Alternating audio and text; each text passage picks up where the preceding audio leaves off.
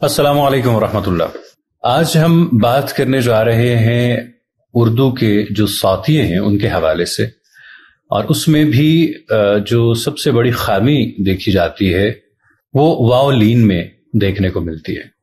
تو دنیا کی کوئی بھی زبان ہے، اس کی ابتدا مخصوص آوازوں کی ادائیگی سے ہوتی ہے۔ ہر زبان کے مخصوص صوتی زیر و بم ہوتے ہیں۔ جیسے آپ انگریزی اسکولوں میں دیکھتے ہیں تو وہاں پہ فنیٹکس کا، فونیم کا خاص اہتمام ہوتا ہے، بچوں کو سکھائے جاتے ہیں۔ اسی طرح سے جو عربی مدارس ہیں وہاں پہ بھی اس حوالے سے تعلیم دی جاتی ہے، لیکن اردو میں ایسا نہیں ہے، کیونکہ مخصوص وہ الفاظ ہیں، حلق سے، دانتوں سے، ہونٹوں سے، ان کے استعمال سے خاص آوازیں پیدا ہو رہی ہوتی ہیں جنہیں ہم حرف کہتے ہیں۔ ان حروف سے الفاظ بنتے ہیں اور پھر ان الفاظ سے جملے تشکیل پاتے ہیں۔ کوئی بھی زبان ہے وہ رسم الخط کی محتاج نہیں ہوا کرتی۔ زبانیں بغیر تحریر کے بھی زندہ رہ سکتی ہیں، لیکن ہر زبان کا ایک خاص صوتی نظام ہوتا ہے، اور اسی صوتی نظام کی بنیاد پہ ہی زبانیں بولی اور سیکھی جاتے ہیں۔ کسی بھی زبان کو سمجھنے کے لیے، بولنے کے لیے، اس کے حسن سے لطف اندوز ہونے کے لیے ان بنیادی آوازوں کا جاننا ضروری ہوتا ہے۔ دوسری زبانوں کی طرح اردو کا بھی اپنا ایک صوتی نظام ہے۔ اردو میں صوتیوں کی دو قسمیں ہیں۔ پہلی قسم ہے مصوتہ یعنی حرف علت جنہیں ہم وولز کہتے ہیں، اور دوسرا مصمتہ یعنی حروف صحیح۔ مصوتہ یعنی حرف علت۔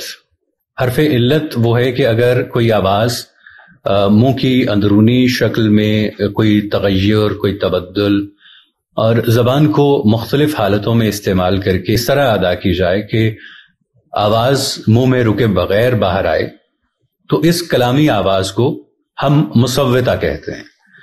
اردو میں صرف 3 حروف علت پائے جاتے ہیں۔ ایک تو ہے الف، دوسرا ہے واو، اور تیسرا ہے یہ۔ اب واو کی بات کریں تو سب سے پہلے ہم ذکر کریں گے واو معدول کا۔ یہ وہ واو ہے جو لکھنے میں تو آتی ہے لیکن پڑھنے میں نہیں آتی، اور اس کا جو صوتی آہنگ ہے وہ الف یا یہ کی طرف پھر جاتا ہے۔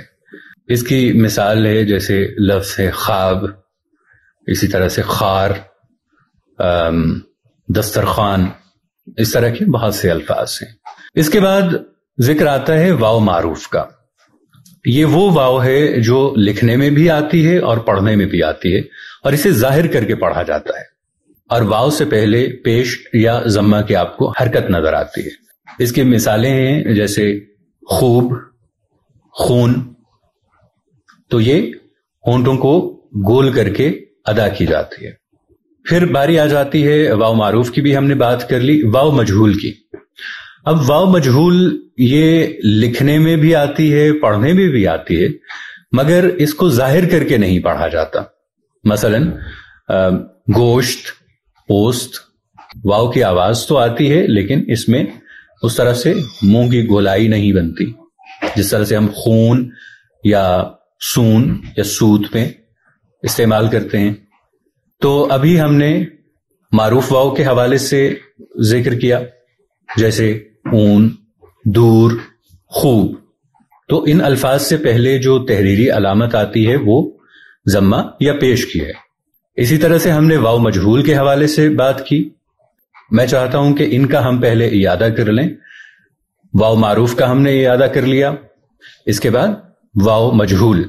مجہول میں واو کی آواز تو آتی ہے لیکن اس طرح سے معروف واو کی طرح نہیں ہوتی، جیسے دو، خول، بول۔ لیکن جو سب سے بڑا مسئلہ دیکھنے میں آتا ہے وہ واو لین پہ ہے۔ ہمارے ہاں اکثر جو اہل زبان ہیں، کراچی کے لوگ ہیں، ان میں بھی یہ مسئلہ دیکھنے میں آتا ہے کہ واو لین کو وہ صحیح طرح سے ادا نہیں کرتے۔ اس میں واو سے پہلے زبر آتی ہے، جیسے کان، ناؤ، سو۔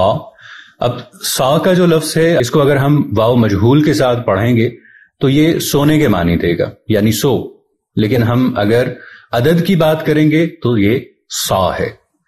تو واو لین کو درست ادا کرنا چاہیے۔ ملیں گے نئی ویڈیو کے ساتھ، تب تک کے لیے اپنا بہت سا خیال رکھیے گا۔ اللہ نگہبان۔